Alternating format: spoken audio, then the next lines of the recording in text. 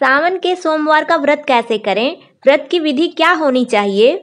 व्रत में क्या खाएं और क्या ना खाएं? सावन के सोमवार के व्रत को करने से हमें क्या फायदे होंगे, क्या लाभ होंगे? इस बार सावन कब से कब तक रहेगा? व्रत हमें किस प्रकार करनी चाहिए? सावन सोमवार व्रत की विधि क्या होनी चाहिए? पूजा का विधान क्या होना चाहिए? और व्रत में हमें क्या खाना चाहिए और क्या नहीं खाना चाहिए? और जो लोग पूरे सावन का व्रत रखते हैं तो उनके लिए क्या नियम है? क्या गर्भवती स्त्री सावन के सोमवार का व्रत रख सकती है? जो लोग सावन जो महीना होता है उसके पूरे महीने का व्रत करते आए हैं और इस बार अधिक मास होने की वजह से उन्हें व्रत कैसे करना है, तो इन्हीं सारी तमाम बातों की जानकारी आपको सिर्फ इसी वीडियो में देखने को मिल जाएगी। प्रिय भक्तों, सारी जानकारी जानने से पहले आप सभी को श्री शिवाय नमस्तुभ्यम। प्रिय भक्तों, जैसा कि आप सभी को पता है कि देवशयनी एकादशी से लेकर देव उठनी एकादशी तक भगवान विष्णु वैकुंठ धाम में सोने को चले जाते हैं और उनके स्थान पर भगवान शिव ही उनके कार्यभार को देखते हैं, पूरी पृथ्वी को चलाते हैं और पूरे 4 माह तक भगवान भोलेनाथ इस पृथ्वी का संचालन करते हैं।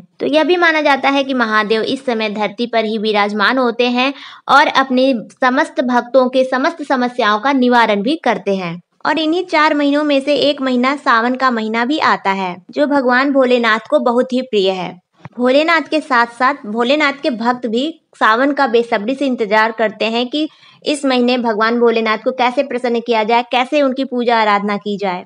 तो प्रिय भक्तों, आप सभी को मालूम है कि इस बार सावन की शुरुआत 4 जुलाई से हो रही है और अधिक मास लगने की वजह से इस बार सावन का महीना जो हो रहा है वो 2 महीने का हो रहा है।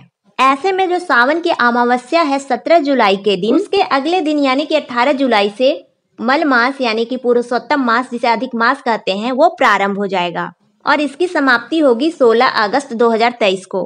फिर 17 अगस्त से 30 अगस्त तक सावन का मास रहेगा। तो ऐसे में पूरे 59 दिन मिल रहे हैं आपको महादेव को प्रसन्न करने के लिए, उनकी पूजा आराधना करने के लिए। तो चलिए अब जानते हैं कि अगर आप पूरे सावन माह का व्रत करते हो तो उसे आपको कैसे करना है, और अगर आप केवल सावन में सोमवार का व्रत करते हैं तो उसे कैसे करना है।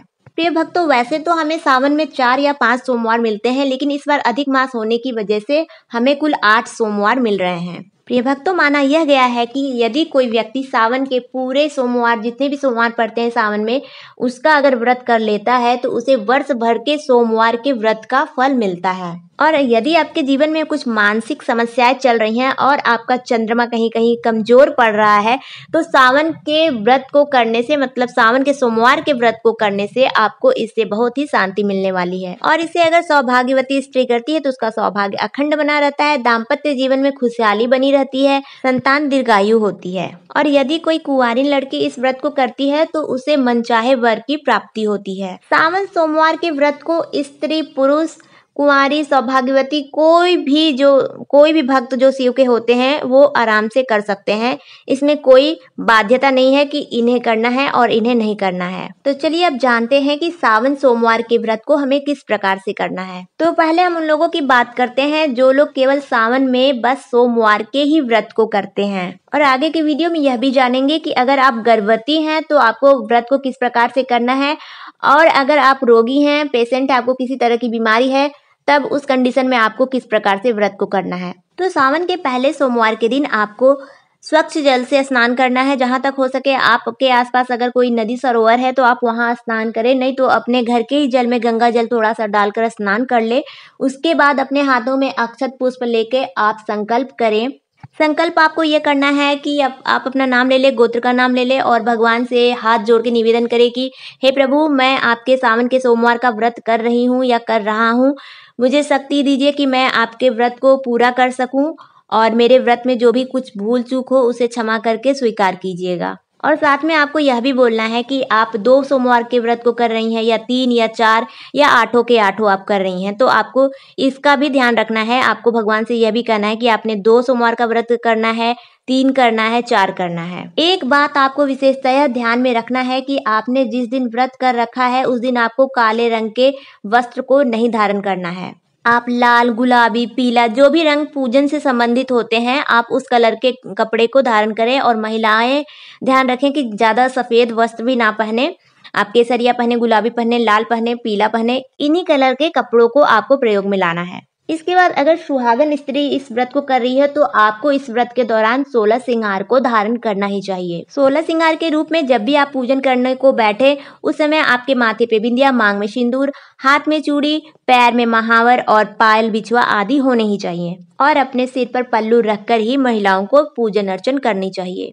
अब पूजन के समय में एक बात का भी विशेष ध्यान रखना है कि कुछ लोग सुबह में ही पूजन कर लेते हैं और कुछ लोग शाम में पूजन करते हैं। तो व्रत के नियम को आपको अच्छी तरह से समझना है। कुछ लोग ऐसे होते हैं जिन्होंने सुबह में पूजन कर लिया और फिर दिन भर फलाहार रहते हैं। कुछ लोग मंदिर जाकर पूजन करते हैं और कुछ लोग अपने घर पे ही पूजन करते हैं। तो जो लोग मंदिर जा रहे हैं वो बहुत ही अच्छी बात है। अगर आपके घर के पास मंदिर नहीं है, आप मंदिर जाने में सक्षम नहीं है, तो आप घर में पूजन कर सकती हैं। कुछ लोग घर में पार्थिव शिवलिंग बनाकर पूजन अर्चन करते हैं, तो उन लोगों को इस बात का विशेष ध्यान रखना होगा। अगर आपने पार्थिव शिवलिंग को बनाया है तो उसे शाम को 5 बजे से पहले पूजन करके विसर्जन कर देना होता है। शिव पूजन करते समय आपके पास एक पूजन की थाली तैयार होनी चाहिए जिसमें आपको जल के लिए तांबे का लोटा होना चाहिए, रोली, अक्षत, पुष्प, चंदन, गुलाल और भगवान शिव को जो भी चीजें प्रिय हैं जैसे धतूरा हो गया, भांग हो गया, बेलपत्र हो गया, मदार के पुष्प, कनेर के पुष्प, हर श्रृंगार के पुष्प और साथ में आपको काले तिल रखना है, जौ रखना है, नैवेद्य रखना है, पंचामृत रखना है, कुछ मिठाइयाँ रख लें, धूप दीप रख लें, कच्चा नारियल रख लें। और हाँ, जब आप भगवान शिव शंकर की पूजन कर रहे हो तो सारी सामग्रियाँ अर्पित करने के बाद, भोग लगाने के बाद आपको आखिरी में पान जरूर भगवान को अर्पित करना है। आप 2 जोड़ा लौंग इलायची पान पे रख के अर्पित करिए या फिर मीठा पान लगवा कर ले आइए और पूजन समाप्ति होने के बाद आपको भगवान को पान अर्पित करनी है। और जो शिवलिंग की जलाधारी होती है वहाँ पर माता के हस्त कमल पे हमको क्या अर्पित करना है वो भी आपको जान लेना है। वहाँ पर आपको अबीर, रोली और मेहंदी अर्पित करनी होती है और वस्त्र स्वरूप आपको महादेव को कलावा अर्पित करना है, जनेऊ अर्पित करना है। इसके बाद आप महादेव की कथा सुन सकते हैं, आरती कर लीजिए। उसके बाद रुद्राक्ष की माला से आपको ओम नमः शिवाय मंत्र की जाप कर लेनी है। आपके पास समय जितना हो, आपकी जितनी क्षमता हो उस हिसाब से आपको इस मंत्र का जाप करना है। तो वीडियो में यहाँ तक मैंने आपको यह बताया कि पूजा आपको किस तरह से करनी है। तो अब आपको यह जानना है कि इस पूजन को आपको सुबह में करना है या शाम में करना है। तो प्रिय भक्तों, शिव का पूजन आप चाहें तो सुबह में भी करें या फिर शाम में भी करें, परंतु इस बात का खासा ध्यान रखना है कि शाम की पूजा के बाद ही यानी 3 पहर की पूजा के बाद ही व्रत को खोला जाता है। और यह नियम उन लोगों के लिए है जो सावन सोमवार के व्रत को कर रहे हैं।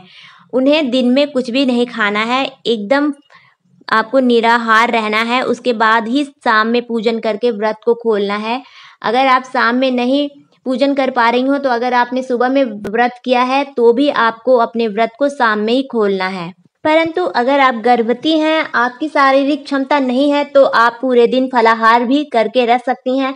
और शिव के व्रत में मीठे खाने का ही विधान होता है। कुछ लोग शाम को जब व्रत खोलते हैं तो एक अन्न खाते हैं, एक अन्न के रूप में जैसे खीर खा लिया, दूध रोटी खा लिया, इस तरह से शाम में अपने व्रत को खोलते हैं।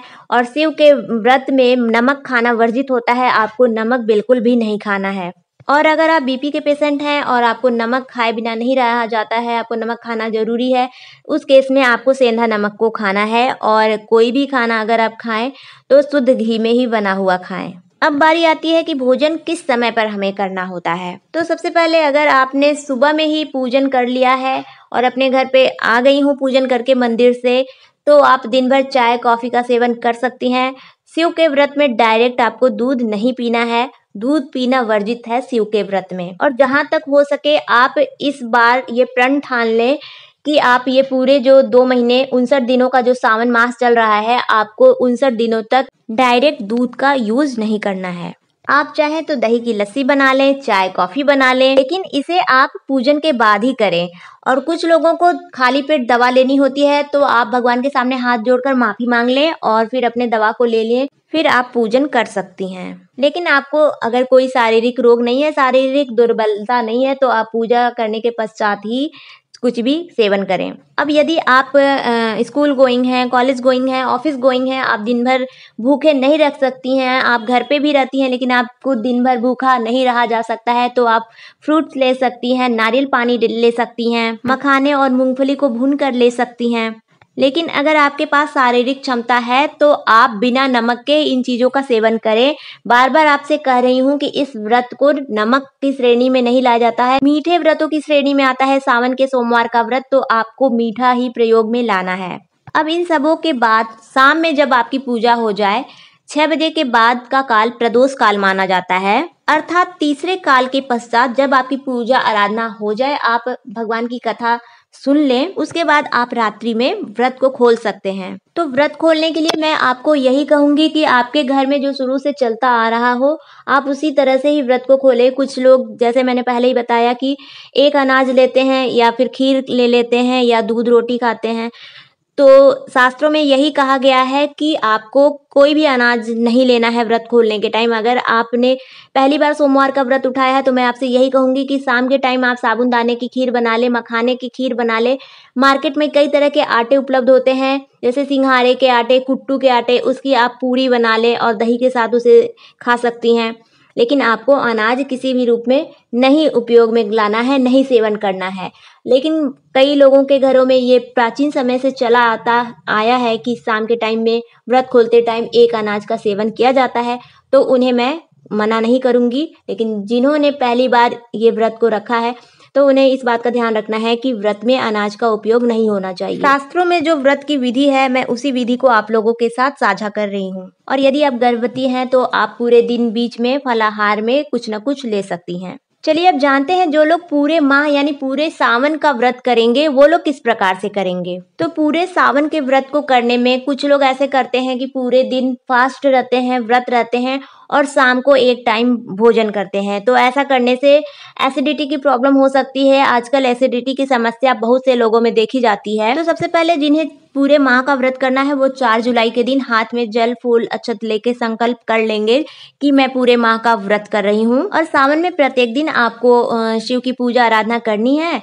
और शाम में अगर हो सके, आपको एसिडिटी की प्रॉब्लम नहीं है, आपको कोई शारीरिक दिक्कत नहीं है, तो शाम में एक समय ही भोजन करना है। आपको भोजन सात्विक होगा, बिना लहसुन प्याज का होगा। और आपको दूध नहीं पीना है पूरे सावन, जो कि मैंने आपको पहले ही बता दिया है। लेकिन जिन लोगों को प्रॉब्लम है, एसिडिटी की प्रॉब्लम है या फिर कुछ और भी शारीरिक प्रॉब्लम है, उनके लिए आपको ऐसा करना है कि आप सुबह में पूजा अर्चना कर लीजिए और दोपहर में 2 बजे एक समय आप सात्विक भोजन कर लें। शाम को फिर से आपको शिवलिंग की पूजा करनी है। आप मंदिर जाके पूजा कर सकते हैं या आपने पार्थिव शिवलिंग बनाया है तो पूजा अर्चना करके उस शिवलिंग को विसर्जन भी कर देना है। उसके बाद रात्रि के समय में आप फल वगैरह ले लें, फिर चाय कॉफी जो पीना है पी लें। आपको दूध नहीं पीना है और फिर आप सो जाएं। तो इस तरह से आपको पूरे सावन के व्रत को करना है। और जब पूरे माह का आपको व्रत करना है तो इस दौरान आपको अपने जो दवाइयां हैं उन्हें नहीं छोड़ना है, क्योंकि 2 महीने तक अगर आपने अपनी दवाइयां छोड़ दी तो आपका सेहत और भी बिगड़ सकता है। और आपके भोजन में जो नमक इस्तेमाल किया जाएगा वो सेंधा नमक होगा। और गर्भवती स्त्रियों के लिए मैं कहूंगी, अगर उन्हें व्रत रखना है तो वो केवल सावन के सोमवार का व्रत रखें, पूरे सावन का व्रत वो ना रखें। इससे उनका शरीर कमजोर हो जाएगा, क्योंकि एक ही समय ही भोजन करना होता है सावन माह के व्रत को करने में। और सावन के महीने में कुछ बातों का आपको विशेष ध्यान रखना है, चलिए उसे भी जान लेते हैं। सावन मास में आपको मांस मदिरा का प्रयोग बिल्कुल भी नहीं करना है। हो सके तो पूरे सावन मास पूरे घर के सदस्य लहसुन प्याज का सेवन करना बंद कर दें। पूरे घर के सदस्य को मैं इसलिए कह रही हूँ कि लहसुन प्याज ना खाएं, क्योंकि यही एक महीना मिलता है हमें महादेव की भक्ति के लिए। वैसे तो भगवान भोलेनाथ केवल भाव के ही भूखे हैं। सच्ची भावना से जो उन्हें याद कर लेता है, जो उन्हें ध्यान कर लेता है, वो प्रसन्न हो जाते हैं। लेकिन सावन के महीने में हमें सात्विक भोजन ही करनी चाहिए। तो इस प्रकार जिनके व्रत है उन्हें भी और जिनके व्रत नहीं है उन्हें भी बिना लहसुन प्याज के ही भोजन करना चाहिए, सात्विक भोजन करना चाहिए। और इस दौरान आपको बैगन, कटहल, मसूर की दाल और प्याज लहसुन का सेवन बिल्कुल भी नहीं करना चाहिए। प्रिय भक्तों, वीडियो अगर आपको पसंद आई हो, वीडियो आपके लिए लाभकारी हो तो लाइक करके चैनल को सब्सक्राइब जरूर कर दीजिएगा।